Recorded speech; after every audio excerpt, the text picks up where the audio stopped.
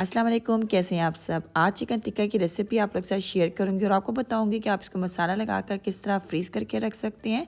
बहुत helpful video है।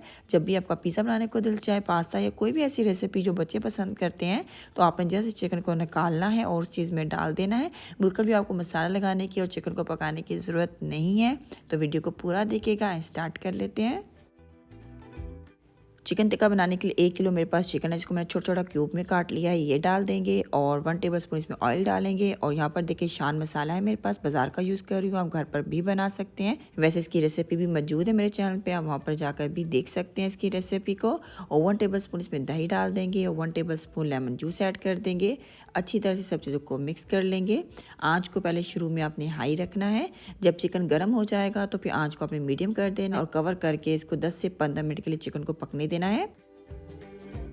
Medium flame पे चिकन को पकते हुए 10 मिनट हो गए थे। थोड़ा सा इसमें पानी था तो हाई फ्लेम करके इसके पानी को मैंने अच्छी तरह से ड्राई कर लिया है। अब इस चिकन को अच्छी तरह से ठंडा होने देंगे। चिकन जब ठंडा हो जाएगा तो इसे किसी भी जिपलॉक बैग में या एयरटाइट डब्बे में आप बंद करके फ्रीज़र में फ्रीज़ करके रख सकती हैं। 3 मंथ तक ये चिकन बिल्कुल भी ख़राब नहीं होता है। आपने जब भी कुछ बनाना है डायरेक्ट आपने फ्रीज़र से निकालना है, आपको डिफ्रॉस्ट करने की भी बिल्कुल ज़रूरत नहीं है। डायरेक्ट आपने पिज़्ज़े के ऊपर या पास्ते के अंदर डाल देना है, ये खुद ही डिफ्रॉस्ट हो जाएगा जब इसको हीट मिलेगी। तो उम्मीद करती हूँ आज की ये वीडियो आपके लिए बहुत हेल्पफुल होगी। इस तरह की और वीडियोस आप देखना चाहते हैं तो कमेंट्स में मुझे ज़रूर बताइएगा। नेक्स्ट टाइम मिलेगा एक नई रेसिपी के साथ। ख्याल रखिएगा अपना। अल्लाह हाफिज़।